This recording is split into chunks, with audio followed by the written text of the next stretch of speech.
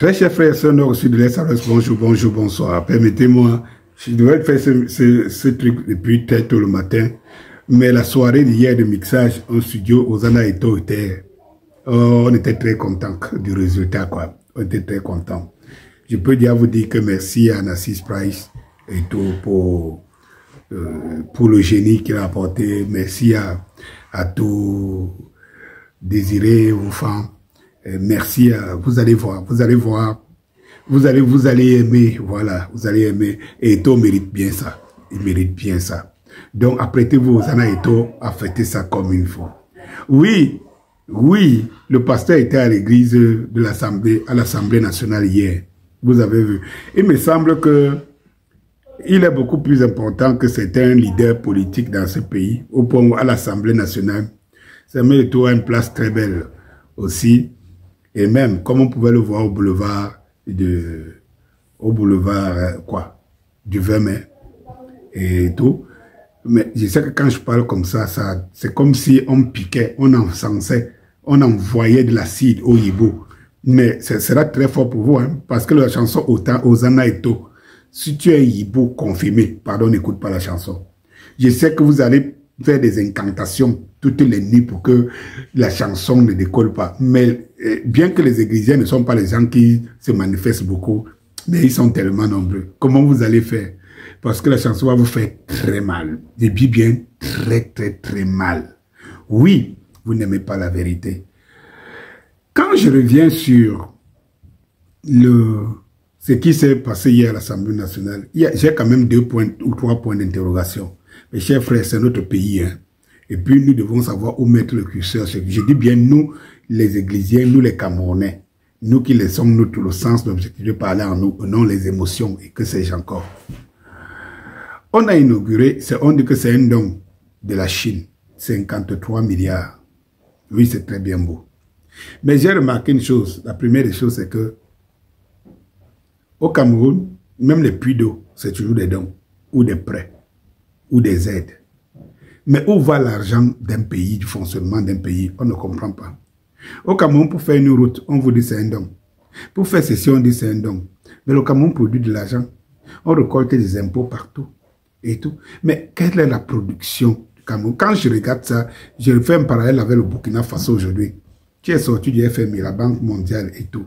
Et que rien que l'apport des Burkinabés vous met des routes, mais ils sont passés en mode industrialisation du Burkina Faso. Et les avions, il y a un ensemble de banques qui ouvrent et tout ça. Vous vous posez des questions, qu'est-ce qui ne va pas au Cameroun? Quel est ce pays qui vit sur perfusion? Mais il y a des gens qui sont milliardaires des revenus de ce pays. Maintenant, on est en train de vicier les impôts. Les Camerounais dorment, ils ne savent pas ce qui est en train de les attendre. Je vous dis les déclarations d'impôts que le ministre des Finances est en train de faire là. C'est que même le pauvre, même le chômeur va payer les impôts dans ce pays. Mais ce pays ne produit rien pour les Camerounais. C'est les Camerounais qui doivent aller chercher l'argent qu'ils vaillent pour nourrir le fonctionnement des institutions et qu'ils mettent la grande partie dans leur poche. Oui, on construit une Assemblée nationale, 50 milliards. J'ai entendu le très honorable Kabaye lui dire hier que sans concession, ça veut dire que 50 milliards de dons sans concession.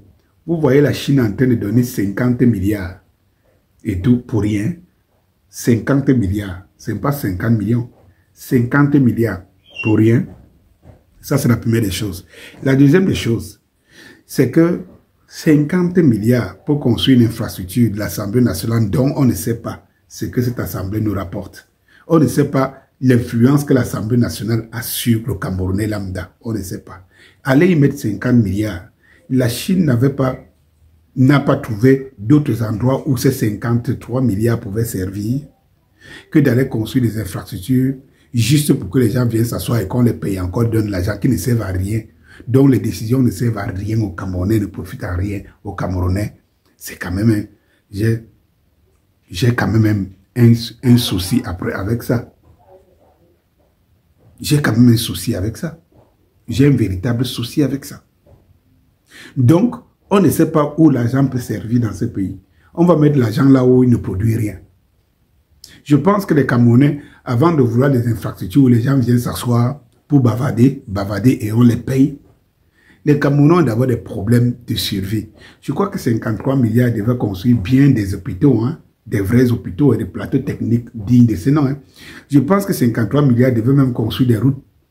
Donc, on paye même les frais de route, les droits de route, mais on n'a pas de route. Je crois que 53 milliards devaient faire beaucoup de choses, même ne serait-ce qu'en agriculture. Sur l'agriculture.